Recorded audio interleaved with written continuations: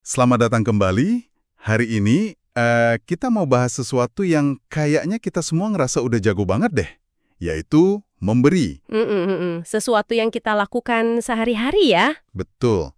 Tapi ada satu sumber yang menarik banget yang Anda bagikan. Sebuah telaah dari Asapurisa Dana Sutta yang ngasih pertanyaan lumayan nusuk sih.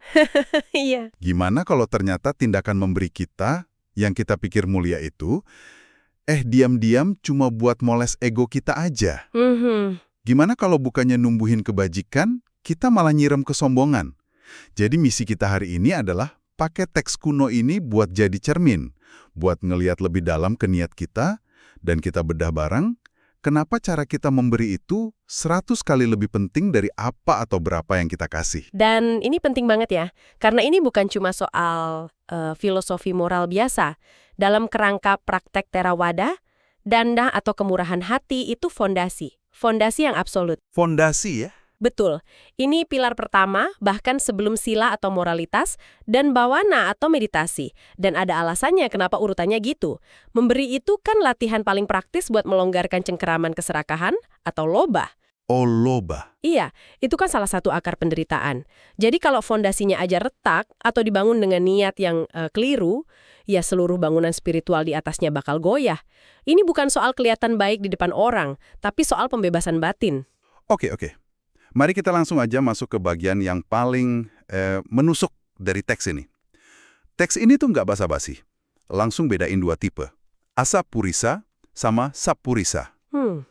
Terjemahan kasarnya kan orang jahat dan orang baik, tapi mungkin lebih pas kalau kita bilangnya cara memberi yang nggak bijaksana sama yang bijaksana ya. Tepat. Dan ini penting banget buat kita semua yang dengerin. Ini bukan alat buat ngejudge orang lain ya. Wah, si A ngasihnya Asapurisa banget. Bukan. Bukan. Ini cermin buat kita sendiri. Betul sekali. Anggap aja ini alat diagnostik. Alat diagnostik. Nah, saya suka istilah itu. Oke, jadi ada beberapa cara memberi yang keliru. Beberapa tuh, jelas banget sih. Misalnya, ngasih sesuatu yang emang udah pantasnya dibuang. Betul. Tahu kan? Baju yang udah robek, makanan sisa kemarin. Kayaknya itu jelas banget ya, itu bukan memberi, itu Itu memindahkan sampah. mindahin sampah, tapi pengen dapat pujian. Haha, ya persis. Itu bentuk memberi paling rendah karena nggak ada unsur pelepasan yang tulus di sana. Kita nggak ngelepasin sesuatu yang berharga buat kita. Betul. Kita cuma mindahin barang yang kita udah nggak mau. Nggak ada pengorbanan sama sekali. Yang ada cuma ya pengen lemari lebih bersih aja. Bener banget. Tapi, ada jebakan lain yang lebih halus. Misalnya, memberi sambil lalu. Nggak peduli, atau ceroboh gitu. Kayak kita ngasih uang ke pengemis di jalan dari dalam mobil, tanpa lihat matanya. Cuma nurunin kaca dikit, kasih, tutup lagi. Cuma biar nggak ngerasa bersalah aja. Hati kita tuh nggak di situ. Dan yang lebih bahaya dari itu menurut saya adalah memberi tanpa rasa hormat. Ini licin banget jebakannya. Gimana tuh? Kelihatannya kita ngasih, tapi di dalam hati kita ngerasa superior. Nih lihat aku si dermawan, lagi nolongin kamu si orang susah. Aduh. Nah di momen itu, memberi bukan lagi soal nolongin orang, tapi jadi panggung buat ego kita. Bukannya ngikis ego, malah kita siram pakai pupuk kesombongan. Ini racun yang dibungkus perbuatan baik. Dalam banget itu. Dan ini nyambung ke satu poin yang menurut saya paling relevan sekaligus paling bikin bingung di zaman sekarang. Teks ini nyebutin salah satu cara keliru itu tidak memberi dengan tangan sendiri. Iya. Di era transfer bank, donasi online QRIs, di mana hampir semua pemberian kita digital, apa itu artinya semua donasi online kita jadi keliru? Gimana kita menafsirkan ini? Pertanyaan yang bagus banget. Tentu aja ini bukan larangan transfer bank ya. Memberi dengan tangan sendiri itu metafora. Oh, metafora, oke. Metafora yang indah buat keterlibatan batin dan ketulusan. Ini soal kehadiran. Waktu Anda nekan tombol donasi sekarang di HP, hati Anda ikut hadir di situ nggak? Anda berhenti sejenak nggak buat mikirin kemana bantuan itu pergi, buat ngerasain empati? Atau Anda lakuin itu sambil scroll medsos, cuma buat nyelesain tugas berbuat baik hari ini? Jadi intinya bukan soal fisiknya ya, tapi soal batinnya. Persis. Ketiadaan tangan sendiri secara fisik itu bisa diganti sama kehadiran mental dan emosional yang penuh. Sebaliknya, kita bisa aja ngasih dari tangan ke tangan langsung, tapi hati kita kemana-mana. Jadi kuncinya di kehadiran hati itu. Oke, jadi inti dari semua cara yang keliru ini, ngasih barang sisa, sambil lalu, dengan sombong, atau tanpa kehadiran, ujung-ujungnya soal niat ya. Ngasih tapi tanpa paham kalau tindakan ini adalah sebab yang bakal ngasilin akibat. Cuma mekanis aja. Tepat sekali. Yang menarik di sini adalah, kelima cara ini kan dari luar kelihatannya sama. Sama-sama memberi, orang lain bakal muji. Betul. Tapi secara batin, gak ada transformasi apa-apa. Malah bisa mundur. Ini kayak minum obat dari botol bagus, tapi isinya air gula. Gak ada efek nyembuhinnya. Oh. Kan transaksi sosial. Dan semua cara yang gak bijaksana ini gagal total di aspek itu. Dengar ini semua, jujur aja bikin agak nggak nyaman ya. Jadi mikir, jangan-jangan selama ini banyak pemberian saya yang masuk kategori ini. Jadi takut mau memberi. Tapi untungnya, teks ini nggak cuma nunjukin masalahnya, tapi juga nawarin solusi yang indah banget. Tentu, sisi sebaliknya, cara memberi dari Sapurisa atau orang yang bijaksana. Benar, dan polanya itu kebalikan langsung dari yang tadi. Mulai dari memberi dengan hormat, dengan perhatian penuh, terus ngasih sesuatu yang layak, bukan sampah. Sesuatu yang kita sendiri juga senang makainya. Terus memberi dengan tangan sendiri, atau seperti yang tadi kita bahas, dengan kehadiran hati yang penuh. Tapi, ada satu konsep di sini yang benar-benar mengubah cara saya mandang semua ini. Apa itu? Konsep memandang si penerima sebagai punya kekta, apa itu sebenarnya? Ah, ya, punya kekta. Ini secara harfiah artinya ladang kebajikan. Atau ladang untuk menanam jasa. Ladang kebajikan? Iya, dan ini adalah pembalikan perspektif yang radikal banget, revolusioner. Biasanya kan, kita lihat si pemberi itu di posisi yang lebih tinggi, lebih beruntung. Penerima di bawah yang butuh ditolong. Tentu, itu kan logika standarnya. Konsep punya kekta ini membalik total logika itu. Menurut pandangan ini, justru si penerima itu yang ngasih anugerah luar biasa ke kita, si pemberi. Gimana? Mereka itu nyediain ladang yang subur, di mana kita bisa nanam benih kebajikan, benih kemurahan hati, pelepasan, cinta kasih. Tanpa ladang itu, benih kita nggak bakal bisa tumbuh. Jadi, siapa yang harusnya berterima kasih? Tunggu. Jadi, saya yang mau donasi, justru saya yang harusnya makasih ke orang yang saya donasikan itu. Kok aneh banget rasanya kebalik. Tepat. Dan disitulah kekuatannya. Pas Anda ngelihat penerima sebagai ladang kebajikan, rasa sombong, rasa superior, itu langsung lenyap. Nggak ada tempat buat itu. Oh, iya juga ya. Yang muncul malah rasa syukur. Terima kasih udah ngasih aku kesempatan buat melatih kebajikan hari ini.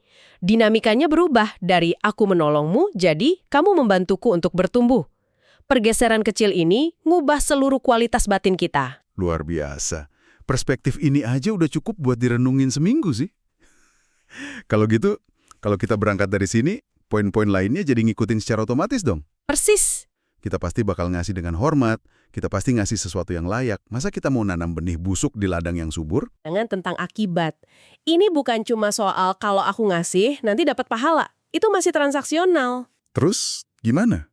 Ini lebih dalam. Ini membeli dengan kebijaksanaan, panya. Pemahaman mendalam soal hukum sebab akibat, kammah. Kita paham kalau niat, cetana yang murni di balik tindakan ini akan jadi sebab buat kebahagiaan batin kita di masa depan. Pemberian yang benar itu, meditasi dalam tindakan. Oke. Jadi, so what kita kan? Artinya apa nih buat kita semua yang dengerin? Apa dampak praktisnya kalau kita ubah cara memberi kita? Teks ini kan ngomongin soal buah dari karma baik. Betul, buahnya itu bisa kita rasain berlapis-lapis. Lapisan paling langsung secara psikologis di sini dan saat ini adalah rasa bahagia. Sumber klasik sering nyebutin ada 3 jenis kebahagiaan. Bahagia waktu niat mau memberi, bahagia pas lagi proses memberi, dan bahagia waktu ingat-ingat lagi pemberian itu. Oh, saya pernah ngerasain itu. Waktu kita ngasih sesuatu dengan tulus, ada perasaan anget gitu yang awet. Bukan bangga ya, tapi lebih ke lega dan damai. Nah, itu buahnya. Selain itu, secara psikologis, praktik ini secara langsung ngelawan rasa takut kehilangan dan kemelekatan. Setiap kali kita ngelepasin sesuatu yang kita anggap punyaku dengan rela, kita ngelatih batin buat nggak terlalu mencengkram. Cengkraman itu kan sumber cemas. Makin sering kita latihan melepas, hidup makin ringan, kita juga jadi ngerasa lebih terhubung sama orang lain. Dan ini relevan banget di dunia modern yang kadang individualistis ya. Banget. Dan kalau kita tarik ke konteks modern, ajaran ini jadi filter yang kuat. Kita hidup di zaman di mana filantropi bisa jadi ajang pamer di medsos, donasi perusahaan jadi bagian strategi marketing. Iya, betul.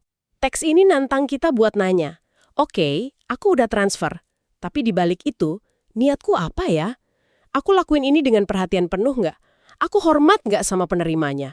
Aku beneran ngelepasin sesuatu yang berarti, atau cuma recehan yang nggak kerasa?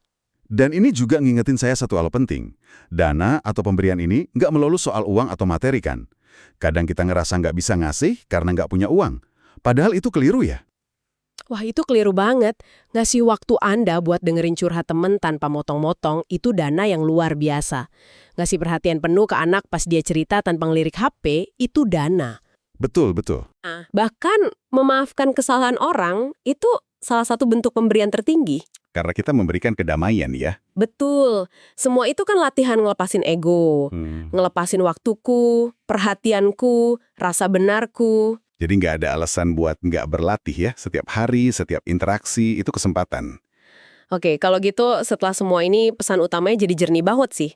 Nilai sebuah pemberian itu bukan diukur dari nominalnya, bukan dari bendanya, tapi murni dari kualitas hati yang nyertain. Setiap kita memberi, kita tuh sebenarnya lagi ada di persimpangan jalan. Kita milih, sadar atau nggak sadar, mau ngasih dengan hati yang tertutup, yang didorong ego dan pencitraan, atau dengan hati yang terbuka, yang dilandasi kebijaksanaan, rasa syukur dan keinginan tulus buat melepaskan. Dan kalau kita lihat gambaran yang lebih besar lagi, disinilah kita paham kenapa dana itu ditaruh di paling awal. Batin yang kikir, serakah, itu batin yang kaku, keras, nggak subur. Oke. Kalau kita langsung lompat ke praktek moralitas, sila, moralitas kita bisa jadi kaku dan suka menghakimi.